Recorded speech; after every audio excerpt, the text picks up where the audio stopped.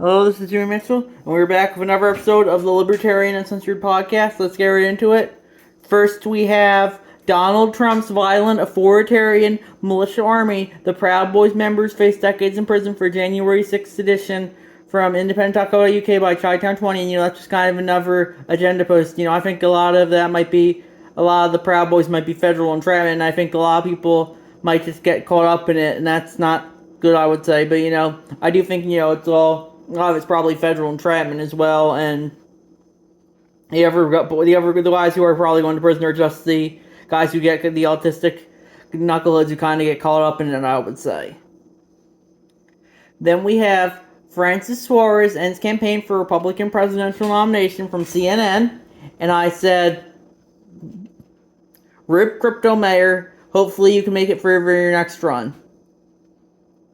So. I did think he had some good positions. I think he probably would have been one of the better Republican nominees, but I do think, he didn't make the debate, and I guess that's probably his justification for leaving. So hopefully he'll do better next time if he ever decides to run again. Then we have Young Vivek asks Al Sharpton, "Why should I vote for the candidate with the least political experience?" October 27th, 2003. That was on Hardball of Chris Matthews, and it's across from Majority Report, suburb by Chi-Town20, and yeah, I definitely would agree that, we talked about that in the last episode, but I would agree that, I think, the least political experience, they're all grifters, so at least the ones with the least political experience have been grifting in government the least, I would say. So that's probably the case they could make for themselves the most. Next we have, "They call me free-thinking when I criticize the left, but not when I criticize the right. It's because most don't really mean it. You're only free when they agree with you. That's not celebrating freedom. They're celebrating assimilation." From Adam Coleman on Twitter, and I posted that. And I said, "Everyone's a free thinker until the narrative comes knocking at the door." That's kind of how it is. Everyone thinks they're a free thinker, but no one really is, especially when it comes to social media, I would say. Next we have, "It appears that the Mises Caucus candidate for president that Michael Heiss was teasing the other day. More to come soon. /r/Libertarian Party USA." And I posted that, and that's the guy who just filed for the LP nomination, Michael Richenwald. He does have a Wikipedia page. That's good. He's apparently a professor at NYU, so that's interesting, I would say. Yeah. So, he's apparently banned from Twitter, so I guess he, hopefully Elon will reinstate him as his campaign heats up. But, yeah. So hopefully he can do well. I still think I might stick with Termat, but I'll see how his campaign goes. I might switch over to him if I feel like it.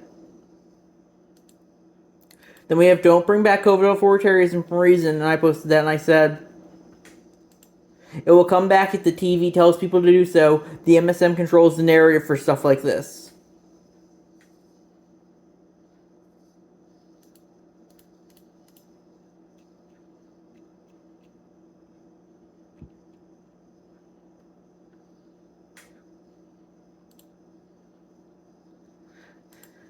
Then we have, "Kid sent home for wearing a Gadsden flag patch. Colorado governor supports student from CPR.org by Dark Sun the First." And I said,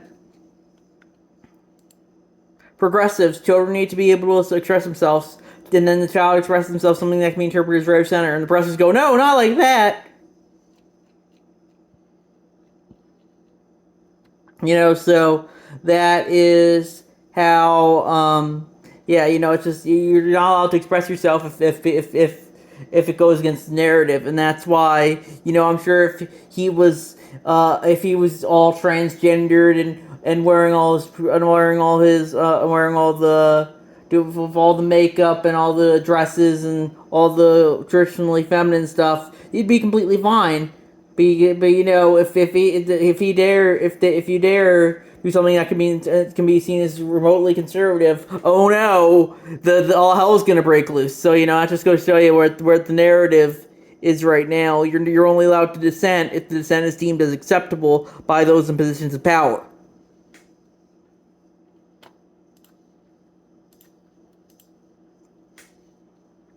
Then we have Alabama State Rep David Cole are arrested, charged with voter fraud for voting in a district where he didn't live from ZL 5563, and that's a cross post from the Alabama subreddit. A tweet from BNO News looks like. So yeah, I think they're all corrupt. This guy is just one of the ones who was one of the fall guys, I guess, and got caught for it.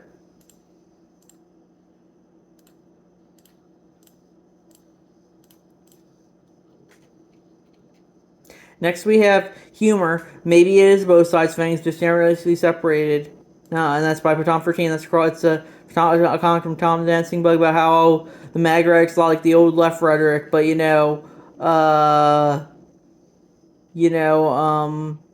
but it's a different conclusion. So, I mean, it's just kind of another Reddit circle jerk post. Reddit is all just kind of a circle jerk post. So, yeah, you get used to it after a while, I guess. Yeah.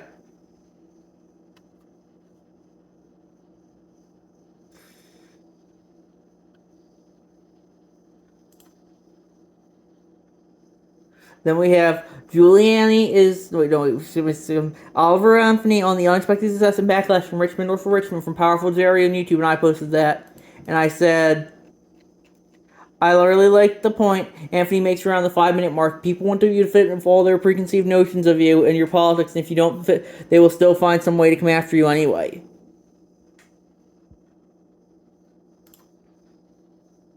Then we have GOP Alabama lawmaker arrested on voter fraud charge. Libertarian candidate called it from WFlocks.com by Muad Dib, and that was, I think, the same case from earlier from David Cole. Yeah, and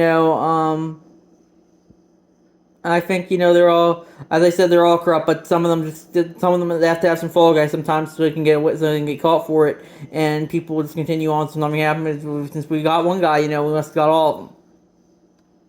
Then we have Giuliani is liable for defaming Georgia election workers, judge says from NY Times by Ninja Lover, and I definitely would I guess you could make the argument, I personally think, I think it was all free speech, I think, you could argue, I think, that's all, I personally wouldn't put Roman in jail, but, he's a corrupt elite, so I really wouldn't care if he goes to jail, but I personally think, it's a free speech matter. If you want to defame people, you should be able to defame people and not go to prison for it, because I think defamation is fundamentally free speech. Appellate judges revive Jewish couples lawsuit against adoption bias under Tennessee law from Wait.com. But another one by Ninja Lover, and I said, or you could argue this is pretty much the same thing now, so I linked to the Washington Examiner in Massachusetts denies Catholics' right to adopt. A lot of progressives don't want children to be raised in religious households because this is what, like the Soviet Union, they want the state to be the primary religion. Similarly, in this case, the Christians running the adoption agency don't want the children to be raised by members of the outgroup either.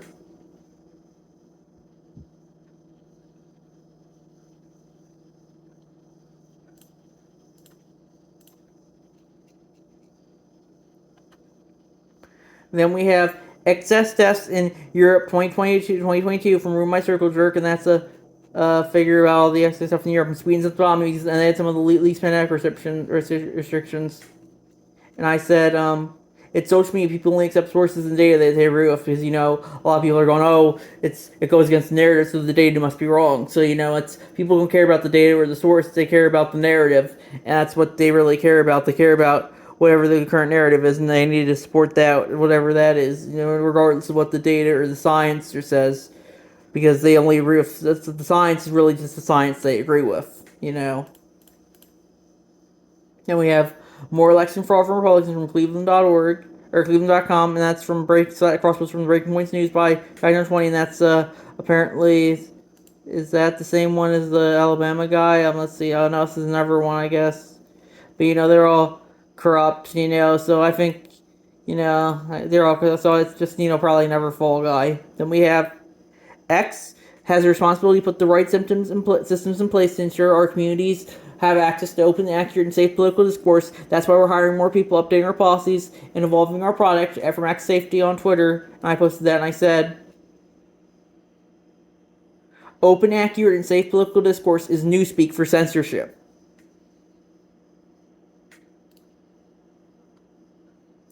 Then we have exclusive authoritarian American corporation are artificially limiting citizens' access to healthcare. Walmart cuts pharmacists' pay, hours while workload piles up. Shrug shoulders, that's capitalism. G. Williker. From Reuters.com by Chi-Town20. That's just kind of another agenda post by theirs, I would say. Life is, you have to understand what resources the Walmart has and what they can afford to pay, especially if inflation is bad as it is. But, apparently people don't question that it's just big corporation bad. I personally don't care for Walmart. I think people should be supporting small business instead. But you have to understand that they are doing this for a reason because, inflation's so bad and, they might not have the extra money to keep as many branches open under this system. And we have banned from Libertarian sub today for posting about my homeschool experience. Across was from the Libertarian left side by Chi-Town20. And I guess definitely would agree you shouldn't be banning people from the Libertarian for saying about talking about their own experiences. But I think that is freedom of association as well. You could say, I guess. And finally, we have interesting, the disparity in treatment of offenders based on ideology will increase until conservatives or libertarians start making concerted efforts to win DA and judge petitions. From Angela Carter on Twitter, and I posted that. And I said, the problem is that the legal system is inherently forcing your ideological and cultural values on others, and that's why it's hard for libertarians to find a place in it. I'm sure the libertarians here are completely fine with doing this, however, because with them, the left is good and the right is bad. Right views politics as unnuanced as a fairy tale they heard when they were 5.